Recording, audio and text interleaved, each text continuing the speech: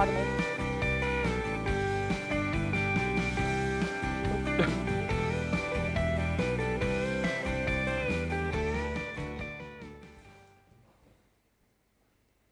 Hello everybody, and a very warm welcome to Crafters TV. My name's Ben Moseby. How are you? Good to see you. I hope you're well. If you're here in the UK, I hope you are having a brilliant bank holiday weekend. Blooming typical though, isn't it? We've had such nice weather like in the middle of last week, and then we get to the bank holiday weekend and just goes a little bit wrong, doesn't it? It's cold. It is cold today. It's a little bit, so we're happy to be here. Trying to bring a bit of brightness with my new shirt today. Got this for my birthday, actually. Laura bought it to me, for me. As I left the house this morning, she went, do you know what? You look like a barbershop quartet singer. That's what she said. I was like, oh, brilliant, thanks very much. She went, oh, no, I mean it in a nice way. So, I don't know. Anyway, we are here with you for 3 brilliant shows today. Going to be concentrating on giving you as much inspiration as we can with all of your stash. So we're going to help you craft your stash today. 3 shows we're going to be looking at across the course of the day today. Later on tonight, live at 5, we are going to go to school. Yes, we are going to go to glue school. I always love a glue school show because I feel it's one of those things that people get very confused about. So that's coming your way later on at 5. This afternoon from 2 o'clock, which is 9 AM Eastern, 6 AM Pacific, we are going to be looking at all things ink pads. Yes, you're doubting yourself here, Ben, but you remembered it. And in this first show, all things scoreboard. So if you've got any scoring questions, let us know. Get those questions in. Maybe you've got a scoreboard at home or a stack of scoreboards and you don't know what half of them do or what you're supposed to be doing with them. Ask those questions, let us know, and let's make it a really nice interactive show, and indeed 3 shows right across the day today. It is not just me, of course, today. I am here with one of my absolute faves. In fact, probably my fave, but don't tell anyone. Looking as equally summery over the other side of the studio, it is the marvellous Barnsley bombshell, Debbie Robinson. Ooh, yay! Back again. It's been a while. It's been a while, actually. Couple of weeks. Feels longer than that. Yeah, I've been busy. Yeah. For those who saw me yesterday as well, yes. Hello again, because I saw loads of people yesterday at Lee. Lovely, yeah. Really lovely day. But yeah, I've been busy, but it's nice to be back, and nice to be back in my favourite bit, in my favourite thing, education. Oh, you love a bit of education? Love a bit of education. Love a little bit of top tips on how to use things, and basically to go back on sometimes what we forget about, the basics sometimes. So yeah, I'm really looking forward to today. It's going to be a really good one. I wish the sun was, actually though, I'm glad the sun ain't shining, because then I'd have a bit of FOMO. Oh, yes. Fear of missing out, because the weather's been so beautiful. If it was beautiful today, I would be a little bit like, but it's not, so it's okay. It's okay to be inside today. It's okay to be inside crafting. Let us know what you're up to. We've got the radiators on in here to warm things up just a little bit. I mean, I'm happy to be here. It's nice to be here with you guys on bank holiday. I'm missing out on a day at the races. My daughter and wife are off to a point-to-point race just up the road. So yeah, horse racing. Horse racing, right, yeah. Through the field, so that should be good. But yeah, I backed a horse actually yesterday. Yeah, 20 to 1. 20 to 1? Yeah. Yeah? Came in at 4:30. Oh my God, they've started early, Ben. Wait a minute. 3 minutes into the show, they've started already. We got Radical Rachel on the socials today. Also it is Melody D who says hello. Linda Dawson says hi. Violet Hastings is in North Carolina. Hello, love to create LC who says good morning. Ben, Debbie, community team and everyone from Florida. Donna Yam says good morning. Lois is in Ohio. Laurie Barnett says good morning. Louise Burton says hello everyone. And Lois says today is my birthday. Oh, happy birthday to you. Happy birthday to you. Happy birthday, dear Lois. Happy birthday to you. And many more. There we go. Any more hellos, get them in. But more importantly than that, any questions, anything you're not sure about, all to do with scoring, please, then fire those in. Also, if you do want to get in any questions early for Glue School and the Inkpad Show, fire those in now and we'll compile them ready for those shows. But let's get on over to Debbie. So many scoreboards, and I can understand, Debbie, why people might get a little bit confused with them, because we've got lots of different scoreboards that do lots of different jobs, don't we? We have indeed, and I've laid out what I could get my hands on in the studio.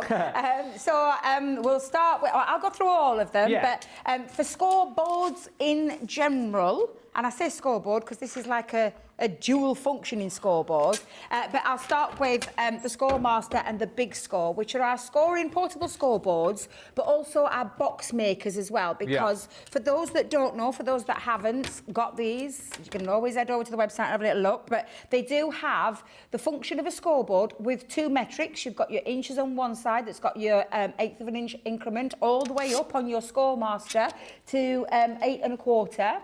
And then on your Big Score, it goes up further, right up to just before your 12 inches. So both are the same like kind of style. Yours won't come with a black line down the middle. No. This is a Debby thing. But we can explain that, I do apologise, yes, but I have a reason why I do it and why I've defaced all the scoreboards up here at head office. Lots of other people do it now, though. Does everybody else do it? Yeah. You'll see one that I've got at home because I've actually marked every single one on my little one. Why do you do it? For helping me when I am using a different angled card. So like for things like, so for instance, I showed yesterday, I was showing someone how to make a TP card. To do it on a diagonal, to get a straight line, can be able, because if you look at the scoreboard how it is, all the lines are in there, but they're all in the same colour. So sometimes visually it can be a bit difficult. Have something as a central point you can then work from. So that's why I put them on there. Came from a top tip from a lovely lady. Do you remember the Oogie? Who? The Oogie. Is it Oogie? I can't remember the lady's name. Oh, my goodness me. Oogie board? The Oogie board. And the lady who did the Oogie board, and I remember her defacing her Oogie board, and she told the reasons why, and I was like, oh, my God, that makes so much sense. So that's why I do it with our boards. So that's the reason. Now, we're talking about metrics. We've got inches on this side. Thank you, K. Yeah, absolutely, K. And then on the other side, we have centimetres. So no matter which way you measure in, you've got your choices there. But on both of those, on both sides, you have your box lid and your box base integrated. That's already been calculated for you, already been worked into the board, so that you don't have to work out a single measurement in terms of how your box lids and your box bases fit together, and we'll go over that one in a short while. I've got the enveloper, another good scoreboard on here, but not just any enveloper, the envelope box creator, because it creates from a flat envelope right up to a depth of 1 inch. So we've got choices there again, and you do get like a measurement guide in there to help you as well, which we'll talk about later on. Going back to one of the originals, basically you remember when it first started for Sarah with the enveloper? And it started with a wooden board. Yeah. This was like the pimped up next version with still the box base and the box lid, so you still got a box maker. Don't know if you can see the difference though between this one. There's 1/2 inch increment. Yes. It's not like so obviously as time's moved on with box makers, you can see the difference. So it's not, I was going to say slightly hindered by the fact that you can't do like certain measurements, but it's still a good box maker. And on the other side, card making. Yeah. And again, all integrated into there for you. And as you can see, we've got all our measurements. So we've got as gatefold and as A4 and everything else on there, so that they're all integrated into the board. You don't have to work anything out. It's all been done with A4 and A5 in mind. And it's got a nice couple of little score lines on there as well. So that's like a really good multifunctional board. Right. Moving on to, and I had to fetch all the boards out here as well, but moving up on to, of course, the Ultimate Pro. Yes. Which has literally got 10 things in here enabling you as a crafter to take not just from scoring but from all sorts of other things as well, like paper trimming, bow making, lots of different styles of cards, envelopes, envelope boxes, but honestly the list goes on. So, and this is a portable board that you can see that you've probably seen us use many a time, especially if you watched the Sarah masterclass, who literally takes you through absolutely everything. So it's basically like having all the boards in one. However, this does have multi boards that can go onto there in terms of the boxer board, which is basically what you've got in your Scoremaster and your Big Score, but that you can fit onto your Ultimate Pro, or you can have it as a little portable board to take around with you, which has got your 1/8 of an inch increments again, and your 1/2 centimetres on there as well as your full centimetres. And those notches make it fit on the board, don't they? Yeah, these 2 notches, if I just put that there, these 2 notches make that fit onto your Ultimate Pro, but this can be worked as a board on its own. So you're popping that onto there, but then there's all the other scoreboards, and I mean, these go on and on and on, because we've got got bag making boxes, and these are multifunctional scoreboards in terms of they've got a pattern, a bag, whatever a carton, carton. Yeah, like this one is your milk carton one. You've got your popcorn box maker on there as well. This one's got your mats and layers, and where you can create apertures, and then you've got another lovely little box on there as well with all extra little bits of details. Then you've got your boards that have got your teddy bears, your butterflies, your dog paw prints, and so much more in terms of literally cramming as much as we can on there. One of my favourite ones there, I love the bubble design. So you've got all of these boards, and I'm just going to show you and flick through because they're all on the website. Like I said, I usually mark on my boards which ones they are because I get so confused. That's a cracker. I've never seen that one before. Yeah, it's a cracker one, that Christmas cracker. Yeah, cracker one. And then you've got this lovely design on here. And when I say about literally jam-packed, we've crammed as much as we possibly can onto there.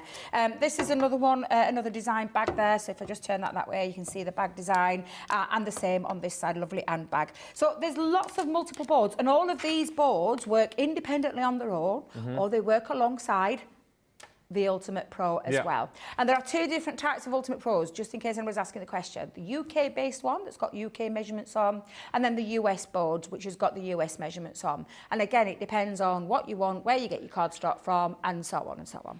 A lot of people with the Ultimate, especially, well, US viewers, have a US one and UK one, don't they? Because if you're buying most of your cardstock from us and you're in the US, you probably want a UK one, but then there are other people who buy the US cardstock as well, who then want the Ultimate in the US measurement. So there's sort of reasons to have one or the other, or indeed both.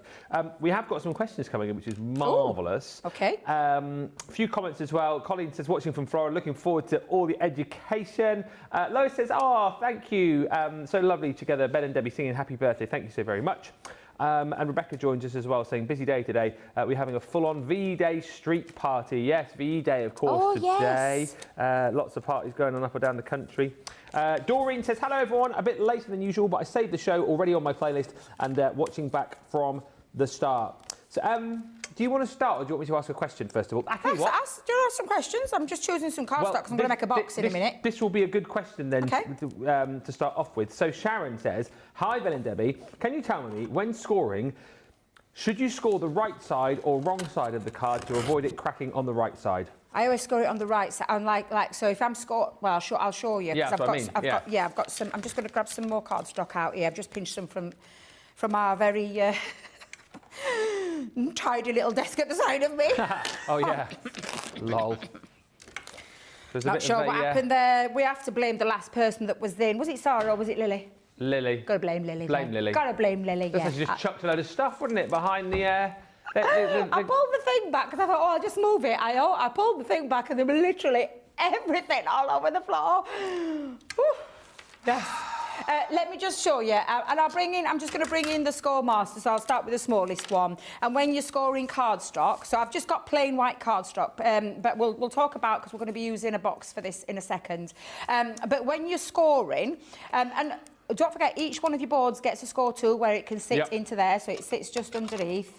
You can see mine's a different colour because this is my own little one, but yours will be matching your board, the shade of purple that you just literally pop out. And it has a flat edge and it also has your little ball tool. Mine, over the years, because I have used mine quite a lot, I think I might need a bit of a replacement because it's starting to feel a little bit where I'm very heavy-handed with it. You're not heavy-handed, are you? I don't know where. I mean, I just don't know how, but it happens all the time. And on A4 cardstock, with anything, when you're using a scoreboard, you always take the cardstock up to the butt of the board, so on this occasion onto the left-hand side, when you're doing your measurements. But because this is just a basic card fold, I'm just going to show you what I mean by that. So when you're scoring, and I always, no matter what cardstock you're using, talk about the fibres of your cardstock. Something that Leanne taught me quite early on was, you don't want to be really heavy-handed. When I mean that, I mean you don't go really dig deep into the ball, into the track, and then pull that down.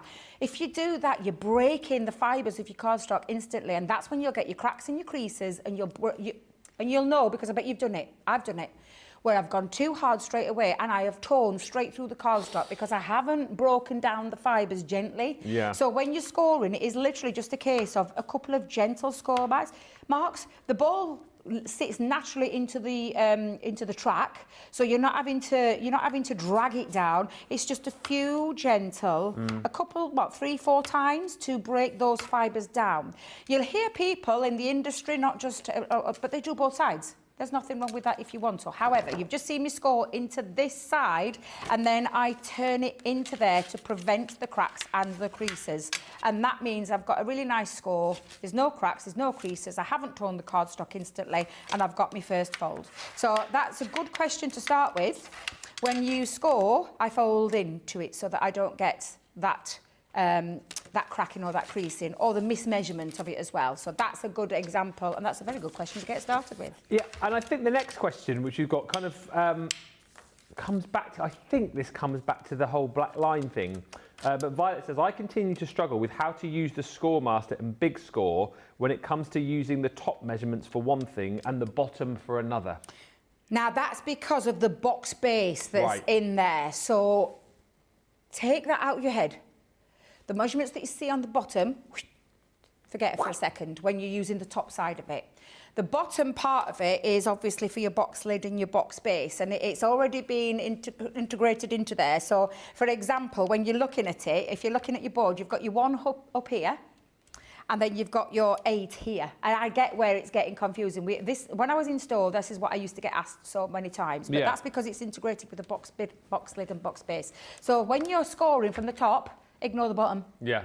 Also, I would say having the black line, and if I just quickly cut myself a bit of cardstock down to make a very quick card, just for example, was I was showing a lovely young lady and her family yesterday how to make a TP card. Oh, bless them. Just they had a brownie group, and they'd said they'd seen me on the telly doing it, and they didn't quite catch how I made it. So I quickly did them a rough little proto one and gave it them to take home. That's nice. Yeah, I mean, you know, these things, that's what it's all about, isn't it? It's about that little bit of education. Yeah. So I was busy all day? All day. Yeah. Never stopped. Non-stop. Stood up most of it. I think I sat down twice, that just because my back was starting to hurt a little bit. But yeah, wow. I love those kind of shows. Though. Get to meet so many lovely people, get to answer lots of different questions and stuff like that. I just absolutely love it.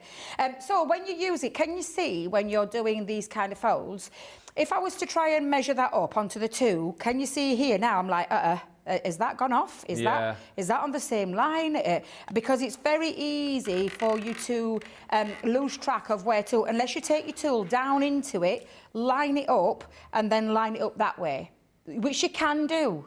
For me, a quick instant visual takes all of that trouble and strife out, and that's why I put that black line on those boards, so that I can pop that diagonal into there.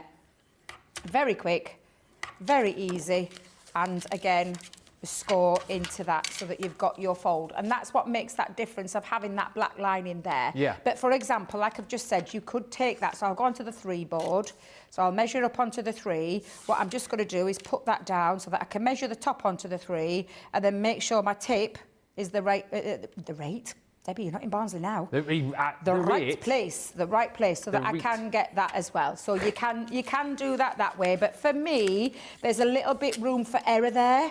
So I prefer personally to have a black line down in there. Like I said, the one I'll have to show you next time I do a live. I'll show you one of my boards, which has got all of these highlighted. So it's got me inch marks, and then I put a little tiny one at the top for me 1/2 inch marks, just so that they stand out. Because my eyes can play tricks with me, and as I'm getting older, they absolutely are playing tricks with me. But yeah, that's literally how to make that. And if you're doing those kind of folds, you want to make sure you've got the folds in the right place and all those kind of things, so that you can make things like for your TP cards, which then you just stick together and creates that TP fold. Yeah. Okay. Yeah. So was that okay in answering that question? Yeah. Are you happy? Just keep answering the questions as we go then. Yeah. We're going to show a box now, and I'll switch to the bit. You read my mind. Lois says, how do we measure for making a box properly? Birthday girl Lois, well, let's show you. Birthday girl Lois will show you. I've taken 2 12x12 mirror card. So mirror card can be quite notorious in terms of when you're scoring it. And if you don't break those fibres down gently, you will split, you will crack, and you will get those creases like I promise. Honestly, I've done it before. I'm speaking from experience. I'm that girl that's been there, done that one T-shirt, and can pass all that on for you. And you know what? I still do it now. When I'm not concentrating, I still...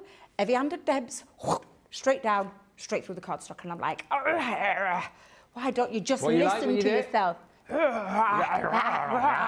Yeah, I do it all the time. I hope Ruth's not watching because she'll have screenshotted that. I know she'll have. Right, so I'm looking forward to that picture later on. so should we do a gold top or a silver bottom? Which one? Gold top, gold bottom. Gold top, like the old gold top like the milk. Go on then, we'll have a gold top. So when you're doing your box measurements, you always take for your box lid from the top. Go in and just bring that down a little bit so you can see it from the top. Okay, so you'll measure that from the top. Now, when you're doing that, shall we do a? Yeah, I'll do a 3-inch. Yeah, we'll do a nice big base. Okay. So again, always make sure the cardstock is lined up from the top to the bottom, to the butt of that board, right up to that edge. Not a little bit skew width, a little bit skew width. Your boxes will not measure. This has been combined into that board with precision. And I think that was Sarah's dad, if I remember rightly. Frank had a hand in this, designing this. And you can actually visually see the difference between the two, especially on the inch side, where it's a small side here for the lid, but a large gap for the base, because obviously the lid has to fit over the base. It has to encase over. A long time ago, you used to have to try and work that out yourself and take off a slither and all that. Honestly, yikes. This has just made life so much easier. So I'm going to go in with a 3-inch lid. So again, just nice and gentle, take those fibres, break those fibres down. This is a heavily patterned cardstock. It's a luxury cardstock. It's also got foiling in there as well as a mirror card. So I'm just going to do that nice and gently. Right. I can always test the waters by first seeing this side and then folding that over, because I am folding into that. If you're wondering why I'm bringing it down, that was something that Deb's taught me in terms of getting a really nice flat where this doesn't wrinkle or crinkle. So I can see there that has scored that really beautifully, and there isn't a single crack or crease on there. I'll come back and do that a little bit more as we go on, but yeah, I'm just going to pop that back over there, and I'm going to come back in and again do the 3-inch mark. Again, take your time. When you've got a textured cardstock, your ball tool can actually jump out of the track. And you may have had that, you may have experienced that before, where you've gone down so far and then it's jumped. Yeah. And that's just because it's just having that nice smooth movement going across. And again, I'm just breaking those fibres gently and turning it around on all 4 sides. Come down. A lot of people are going to be marking their boards now. Deborah's just said, following one of Debbie's demos, I marked up my board at every inch, and it makes it so much easier. Yeah, so much clearer, so much easier. And it's your board at the end of the day. Once you've got it home, it's your board. Yeah. If you want 1,000 marks on there, not that you can, but if you want them, you absolutely can put them on there. Different colours. Yeah. So again, I'm just starting that off because I can feel that if I'm not careful, I'm going to jump out of that track, and I don't want to jump out of the track, so I'm just going to take that down slowly all the way. There's no race. It's not a, what is it, a sprint, not a marathon? It's a marathon, not a sprint. That's the right way around. That's the right way around I was looking for. Whoops. We'll come to doing the burnishing in a second, but that is all of the box lid. If you ever get confused and you're doing like a same kind of patterned paper, just on the other side, top little tip, just write an L so that you know that that's your lid. That's a good idea. So like for me, I'll just put that on there. Even though I know I've said gold lid, I'm just going to put it on there just to make sure that I remember. Now, when it comes to the base, you can work from the bottom to the top if you want. Make it easy for yourself. Turn it round. Yeah, there you go. Just turn it round and make it easy for yourself, because now the box base measurements go from 1, 2, 3, which is upside down, but that's absolutely fine. Let me just bring that down there for you. And it's measured there, and it just makes life easy for yourself. I promise you. Just make crafting easy, not hard. It shouldn't be hard. But again, getting into that groove to start with and bringing that down gently. And again, you can just keep doing a little bit at a time if you want to, or just go straight down, trying not to jump out of that track. And again, that's because I've got a really textured, heavy cardstock that's got foiling as well as the mirror card. So sometimes, depending on the texture of your cardstock, can depend if your ball tool drops out of that track. And it can. Oh, yeah. It can happen. So again, I've made life difficult for myself. What I just said, don't make life easy for yourself. But I've made it difficult for myself in terms of the cardstock that I've chosen. So again, I'm just going to drag that down until I'm happy with where I am. Is it more likely to slip out of the groove with the cardstock Can like do, that? yeah, absolutely. And don't forget, if you think about this, it's quite heavily embossed as well. This is all embossed, so it can jump out of there. If you want to make life a little bit easier, you can turn it around. So by that, I mean, you could go into this.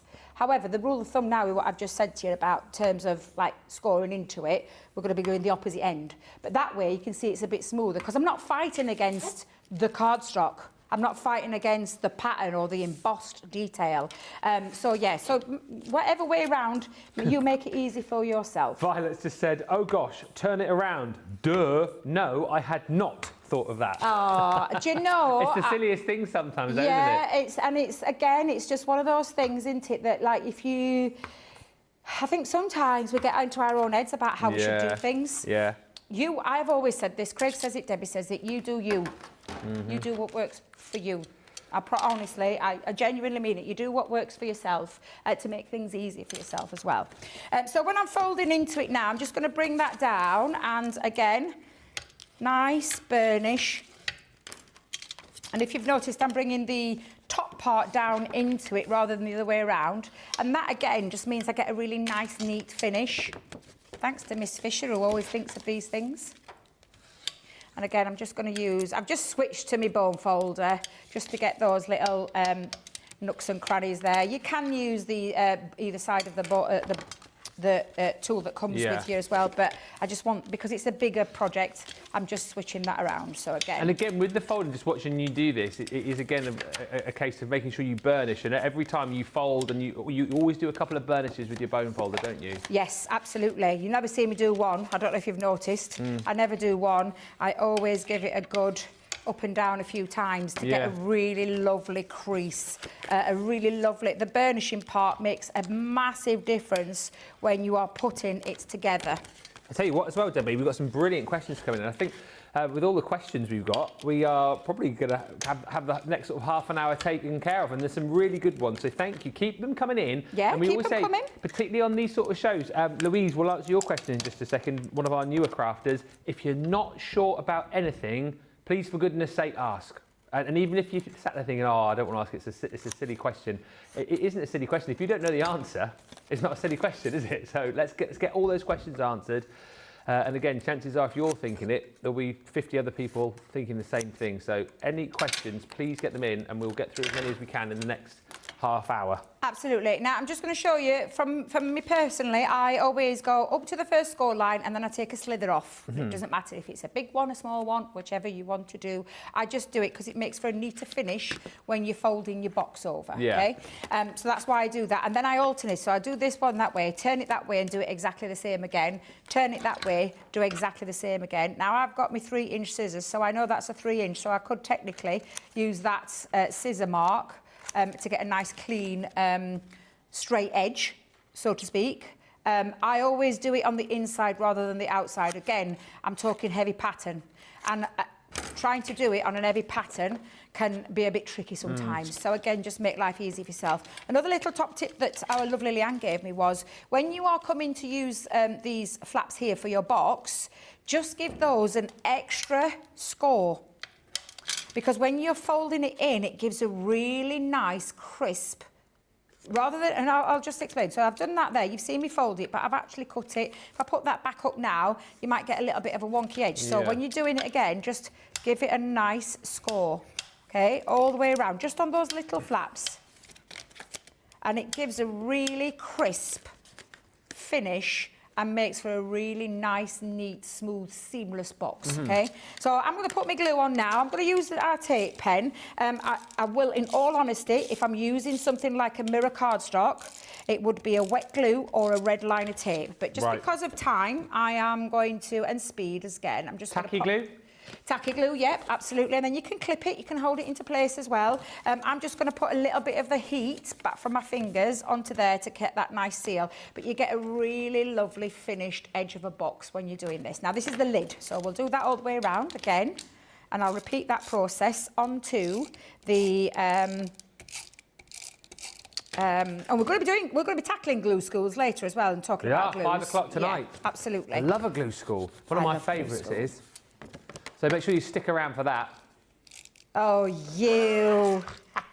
You know, I should have known you'd make a joke out of it somewhere. What are you like? Yeah, I know. Jossie just said, this is a real treat. D, Rob and Ben on a Maybank holiday Monday. Cool.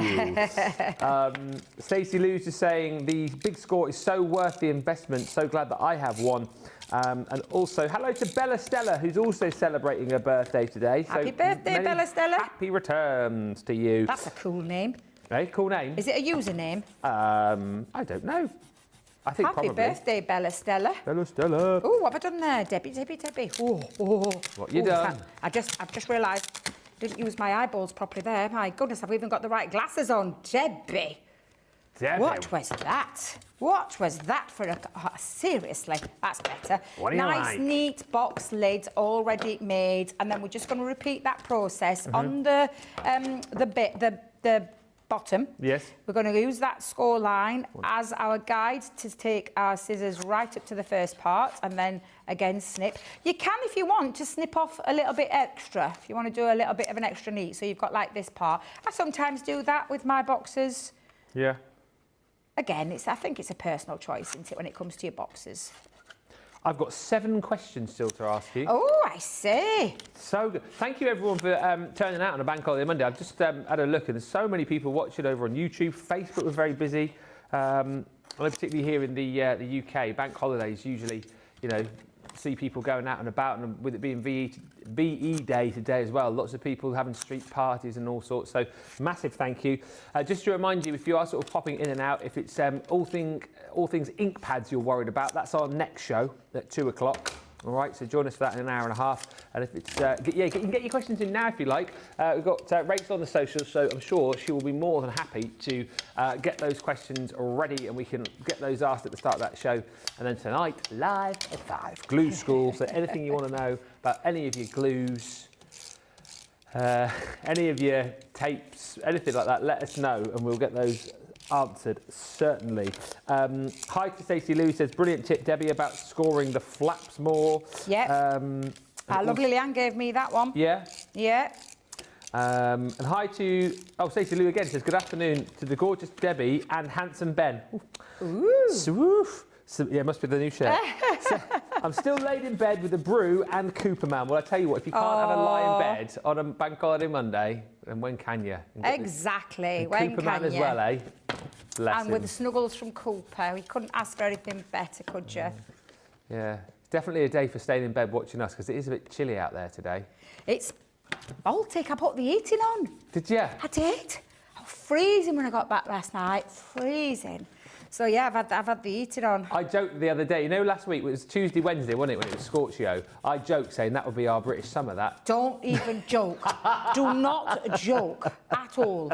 Now, our box base is done, our box lid is done, and then if we've got my calculations right and I've measured it right and I haven't done any like normal Debbie kind of things that I normally do, it should just fit over there nice and neatly. And it's just getting that, there you go, down to there.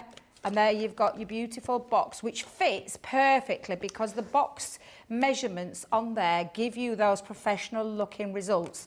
If you wanted to take off where you got your silver, do you know when it was at the full, when you've done the measurements, you could take an inch off. So you could do that if you wanted to. I'm not going to do it. I just wanted to show you how to get what I call a snug box, a snug fit. Get your little punches or your circular nesting dice to create a little bit of a half moon, and then you could have an easy lift off as well. And if you are going to do that before you actually put the flaps down and stick them all together. But you have got a beautiful box that's been measured from start to finish and put together from start to finish, and hopefully some nice little top tips on how to get that professional looking box done just using our 2 scoreboards. Well done, Donna. She says the box and envelope boards intimidate me, but I'm challenging myself to make a box today. Go on, do it. Just think, what's the worst that can happen? What is the worst that's going to happen? You're going to make a box and it's not quite going to fit. It's going to be a little bit wonky. Don't matter, does it? Just try again. And it's one of those things, the more you try, the more you have the confidence to have a play and have a go, the better you are going to get. And of course, watch all this back, mark this show. A few of you already said, like, you're going to playlist this book, mark this show to come back to.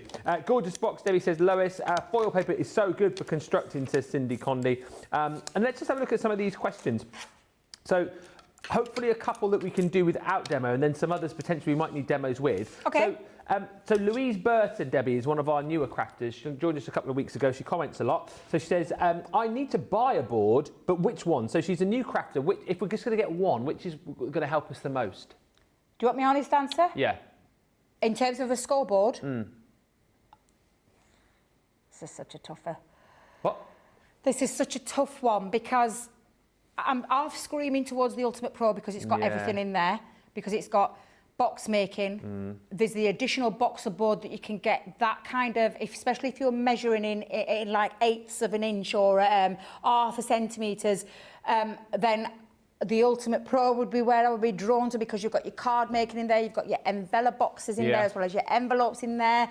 These are additional boxes. This will give you more depth in terms of your envelopes and your envelope boxes. You said she's just started out. I'm going to say a good scoring board, get the big score. Yeah. But if you want more... Yeah. And that's if you're on a bit more, if you've got a bit more coinage, isn't it? Because the Ultimate's obviously more expensive than the It is. score. We're talking £40, roughly around £40, $40 for the Ultimate. Yeah, $39.99. For the Scoreboard, now the Scoremaster usually around the £13 mark here in the UK. The big scores, I think, is it 20? £25 normally, right, thank you. It's been a long time since I've actually been in store where I used to rattle prices off top of my head. But yes, but there's always things that are out there and deals that we do and things like that. But if you are going for anything, get a good scoreboard to start with. What I've just done with the big score, you can do with the Scoremaster. Yeah. Because you've got right up to 8 1/4 inches. So what I've just done with the great big 12 by 12 and the big sheet, you can do with that. In terms of, and if I just grab a 12 by 12 sheet, just very quickly, sorry Johnny, I know we wanted to move on, but just to show you what I mean, if you look at a 12 by 12 onto there, it literally, let's just push there so Sam can get it. Can you see it's like a little bit of a overhang? The only difference that you're going to do there, what I've just done is you'll start off at your 3-inch mark and go down, but then just move the cardstock up and then go back into that track. Right. So what you've just seen me do, you can absolutely do on a smaller one as well. So if you're wanting to get started, and I think these are in stock, you could go with something like that. But I would be drawn to that and then buying the additional boxer board in there, because in the terms of what you can do with this one, this is a must-have tool for any crafter. That's just my personal opinion. And I feel like you've just sort of half answered the question which said about if you only have a smaller scoreboard, how do you score larger, oversized pieces of card? Yeah, you just simply slide it up. So you move it on from your board where you're starting with, then just move your cardstock up. You can do that with the Ultimate Pro as well when you're using bigger. When I'm talking A3, we're talking A3 is larger. There are ways around it. You just simply start your marking off at the small, and then you move your cardstock up. That's all you have to do. Yeah. A couple of questions I think you can answer again without demo, and then a couple of people asking about the embossing boards with the Ultimate Pro. So Julia says, Debbie, did you remember the cards? Yes, I did. They're in the boot of the car. Right. You've all got a card coming from our lovely Julie, my VIP, who gave me lots of cards for when you've all got one. I'll be getting them out of the car. Yeah, they're in there. I did say I was going to put them. When I got home that night, I put them straight in the boot. And they've been going everywhere with me since. Aww. So yes, they're in there, and I will pass those on to everybody. And Kathy Green, if you're watching in Mechanicsburg, I know very kindly you said you sent me a birthday card or some mail. I still haven't received that yet. I mean, it's not your fault, but I'm just letting you know because you were commenting saying, it hasn't arrived yet, unfortunately, but I shall look out for it. A question from Amelia, and this is another good one. What size ball for scoring? Because we obviously have lots of different tools, don't we? So do we use slightly bigger balls and slightly smaller ones? There's 2 tools with 4 different heads. Right. So on the one that comes with your Scoremaster on your big score, you have the small ball tool at the top. Yeah. Just put that there for Sam, sorry. You've got your small ball tool there, and then you've got your flat, what I call a more precision fold. I use that for things like, did you see me change it over when I got that heavy score? Because it was jumping out with my ball tool, so I switched it to there and it absolutely worked fine. So it just depends on your cardstock, on when you use it. Things like acetate, things like vellum, all those different kinds of things that you will use. Bigger ball tools that comes in the Ultimate. We used to sell them separately. I don't know if we still do online. You can ring customer services and find out. We used to sell them separately. Because the other ball tool, I wonder if I've got one here. Let me see if I've... Oh, we have. Perfect. Perfect. That's the other one. This is what you get in your Ultimate Pro. You get both of them. And so you can see the difference between like a medium size to a really thick ball tool. And that depends on the cardstock you're using. They will fit in the tracks. So if, for example, even on this board, they fit in the tracks. It's all depending on your microns, GSMs, textured cardstock, it's all down to that. And if you struggle with one ball tool, switch to another until you find what's right and what works for you again.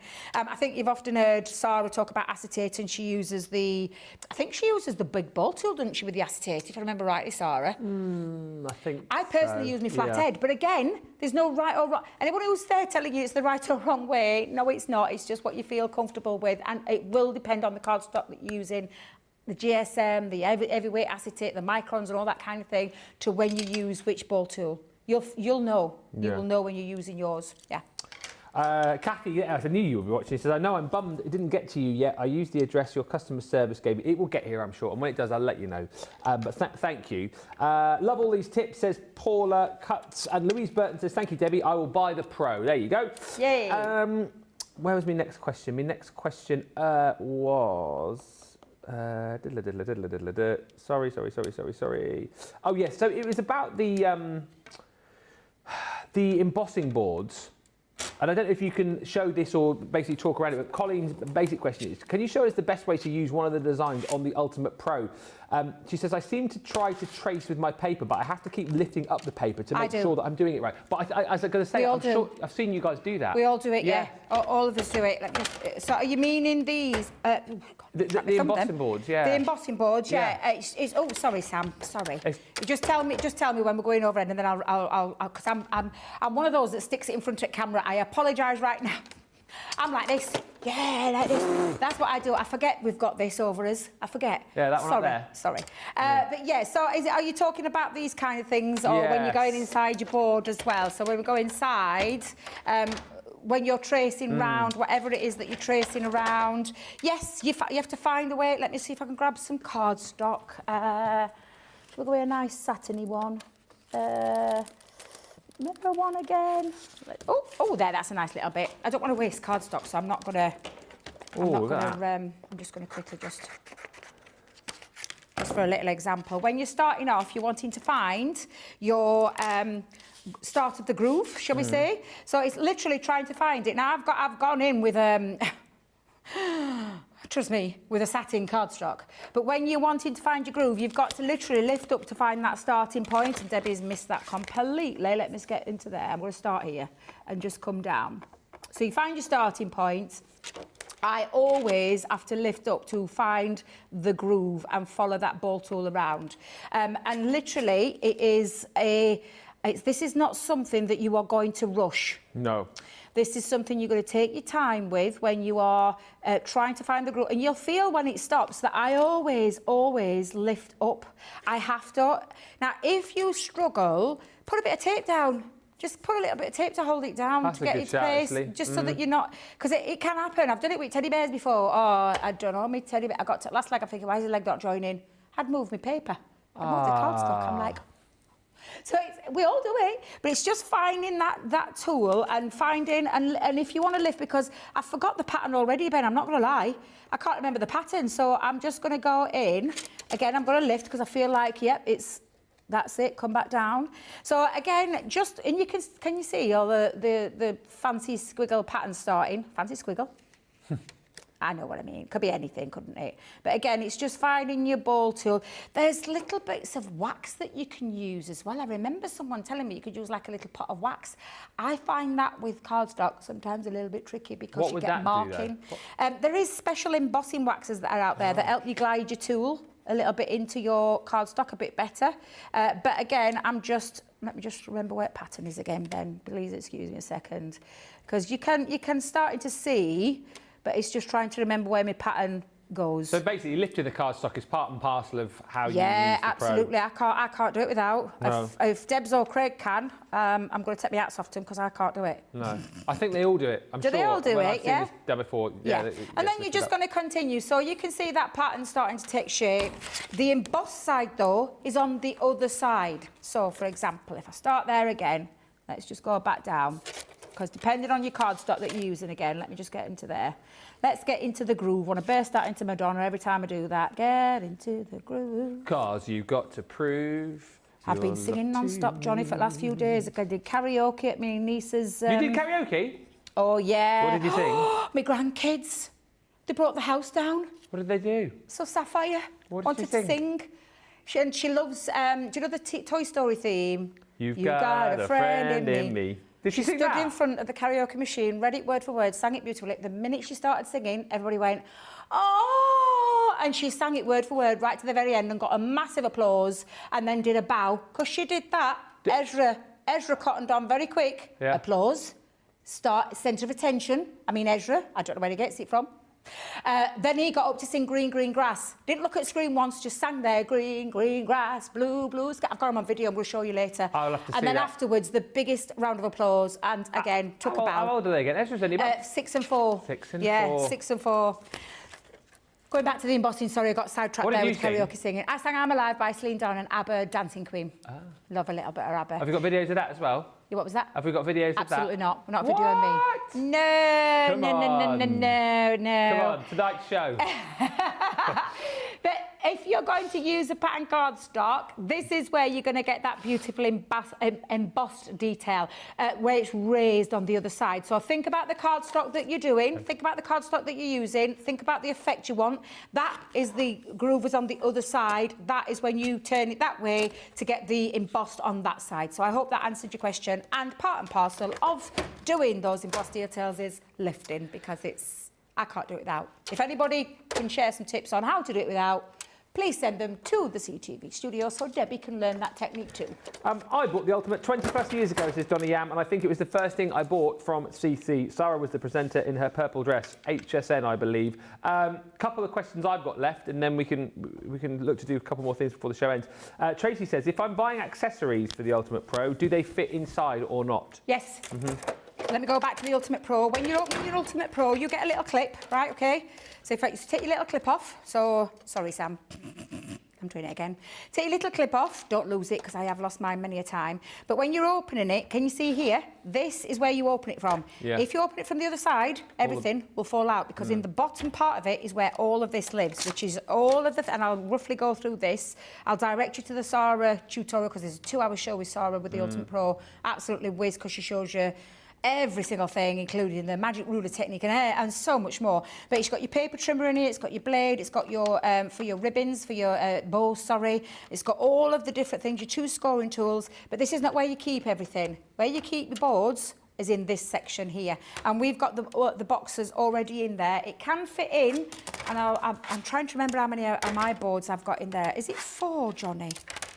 I think it's 4. There's 4 there, isn't there? Let's have a little look where it closes. Oh, easy. So that's 4. Might be 5. Let's see what we can push in there. Because you just sit them into there. Yay. Yeah, you can get 5 in there. Let's see if we can clip that handle. Yes, 5 Beautiful. fits in there nicely. Yeah, so you've got 5 boards. You can see it's just starting to can you see here? So I wouldn't push it any more than 5. No. But that's quite a nice set of boards to have in there that you can carry around with you. But yes, so 4 comfortably, 5 you get away with. Okay. But yeah, that's where you're going to pop all of your boards into this side of the board. Because, like I said, on the inside, this is where your box maker lives. So on this side is your box maker in centimetres, box base. If I turn that around, let me just fold that in half, turn that around, you've got your box lid, but this time you've got inches. So you've got the choice of having either on either side, and you've got that lovely scoring feature in the centre. What this does when it opens up though, it allows you to drop and it is a ruler, but it's also Debbie, Take it out first, you silly Billy. You silly Billy. I am a silly Billy trying to lift that. It's not going to lift anyway. It's a solid piece now. But it's where you would put your cardstock in, measure your cardstock up, and then you're going to use that. And obviously, this is where your blade lives, your little mouse. Oh, we're having a little play with. What was happening there, Sam? Did camera go walkabouts? Now, if you want to measure from this side, you can measure from this side, but you can also, as I'm an inches girl, turn it around and work on the side that works for you. So this way you go, let's do to 3 inches. These go in ½ inch increments as well. And then let's just take that, so that'll be a 3 inch. I'm just trying to get my blade into there and bring that so you can see it cuts through there. So it's your paper trimmer, your card trimmer. When we say paper trimmer, it does cut card as well, because this is a 250 GSM, so it will cut that as well. So that's that little bit. This is why I say this is a great one to have. Debbie, you turned it round, girl. You turned it round. So this is a great one to have in terms of a board that does all sorts for you. This, invaluable. Like a Bible. So what was the lady's name that you said was just starting out? Louise. Louise, this is going to give you an introduction into card making, bow making, box making, envelope making. Pop out and crog, which means basically the aperture cards that have got like the pop out feature and the ones that slip through, or the aperture ones as well. Storage compartment, paper trimmer, embossing details, but then it takes you through how to use, and I'll show you in a second very quickly, how to use those stars where you can make basic R-fold, so like an A4 R-fold card. It gives you an A5 card, sorry. A gatefold card, square cards, trifold cards, slimline cards, concertina cards, shows you how to do it. You've got all the tools in here. Jump up cards, that basically is like a spring-loaded card. Oh, yeah. You might have seen these before. Yeah. Pop-out cards as well. They've got K cards. That's the one that's like slips in through and gives you a nice little feature. Bow making and different sizes of bows. Because of the way that you can position them, you don't have to have little tiny bows. You can have different size bows in there. So it shows you how to use those. How to do your basic box technique, which is what I showed you with the scoreboard. You can do it on here as well. You've got shaped boxes, triangular boxes with the cute angles and obtuse angles. Look, everything. It explains everything in here for you. The one that Sarah loves to show you is how to do a magic ruler technique. Yes. If you've got a specific project that you want a box for that's not your standard box, this one will teach you. Can I just ask a question at that point as well? Because I think you can tackle this. Because Alch is asking about making a box for a bottle of wine. And she says she comes up short with the paper. She had a 12 by 12. Would that be... You need to go to A3 then, I think, with your cardstock. Or do you mean you're using the magic ruler technique? Well, I'm just thinking, so she'd need to go to an A3 size and then she'd be sorted. Yeah, I think so. She's making a box. Is it just a standard bottle of wine? Just for a standard bottle of wine, yeah. You could do that with that. Magic ruler is like if you've got really something weird... like odd-shaped, isn't it? Odd-shaped things, yeah. And I think Sarah covered it. Did she cover it in the last show she did? Yeah, the last two times Sarah's done the ultimate show, she's done the magic ruler technique. So it's certainly twice in the last year or so. She could teach you everything about the YouTube Louise. YouTube. Teach you everything about the ultimate blindfolded. Yeah. Literally, what Sarah doesn't know about the ultimate. Obviously, she developed it. Yeah. She's demonstrated it for baby, years. isn't it? It is a baby. It's what she developed. So she's the girl to watch for that one. Let me tell you. Aperture cards as well, so you can create aperture cards in there.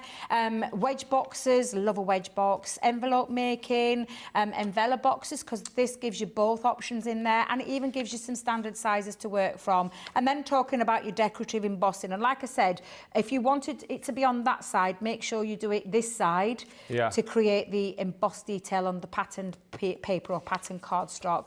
And just showing you how to use your mouse, your paper trimmer. There are plenty of tutorials out there. Don't chuck that away. That is invaluable in terms of what it's going to teach you about this, because it literally is a fantastic board, and one I can't do without, because I use this all the time, which basically is this in a portable version, but brought into the board. This is a little bit more advanced. You've got like a starter with your envelopes and envelope boxes. That's going to take you onto an extra level. Scoring wise, these are a brilliant one to have in terms of you've got a great scoring tool in there to start with and your box maker. but adding that boxer board on there makes a difference. But these, again, are separate tools that you can use, as well as they all have a place in your craft room. But if you're starting out, you can't go wrong with an Ultimate Pro. I've got one more question to ask you, and then I feel like I've done my job, and I've covered off every question which has been sent through, and really appreciate all the positivity. There's been lots of love for the show. It's from Karen. I don't know if you've got time to show this, but you might be able to just describe it. She says, Debbie, how would you make a deep bottom and a not so deep lid when you're making a box? So basically what I said there, and this is how I do it, because I can't work it out. Someone's tried to tell me, oh, you start with an 11-inch and you do a 2-inch mat, and you start with a 9-inch and do a 2, and it'll fit. Oh, my maths ain't working in my brain there. So I start with the 2 pieces of cardstock at the same size. Yeah. So 12 by 12 I started with. I did a 3-inch, and I would do the 3-inch on both sides, on the lid and the base. But when it comes to the lid, I would then trim off at the point of where it's not stuck down. I would trim off whatever depth you want off. So if it's 1.5 inches, take 1.5 inches off using your guillotine or your paper trimmers to take off that end, and that will give you the smaller lid with the bigger base. That makes a lot of sense. And it'll fit perfectly. So I can't work out. No. I genuinely can't go, I'll start at 11 by 11, 9 by 9, 2 inches, 2 inches, it'll fit. I can't do that. I know I've been explained before how to do it, but it doesn't register in my brain. I don't know what it is. I have to have things that I have to make it easy for myself. And that's the easiest way I found to do that. So for that, in terms of that on your lid, that's why it's important to mark your L on your box there. When you come to that lid, take off whatever it is that you want to take off in terms of the depth that you want. That's a 3-inch. I could have took 1 inch off, would have given me a 2-inch lip, and 1 inch showing at the bottom of my base. Sorry there, could do that. Or I could take off 1.5 inches and have a half and half. Or I could take off even more, could take off 2 inches where I have with 1 inch at the top there and a 2-inch base, depending on what you want to do. Stick it the same way, stick it together the same way, but it just makes it a little bit easier. That's just a solid box, solid base, solid box, lid and base. But you can do that. Just start with the 2 pieces of cardstock the same way, then just decide what to take off. The lid, lid, not the base. Thank you, Doreen. You guys know where the things are on. So if you want to see the magic ruler technique, jot this one down. Thank you to Doreen. It says Sarah did the magic ruler technique in the show on April the 17th, 2024. She's got a notebook, Doreen, hasn't she? I love that, Doreen. Yeah. That is fantastic. Thank you so much. I was just going to call you my oracle of craft then to know where that is. And another message just come through. So Sarah did it on the 17th of April 2024. Write that down. And then Doreen tells us she did it again on the 27th of January this year. I told you, twice in the last year. So 17th of April 2024.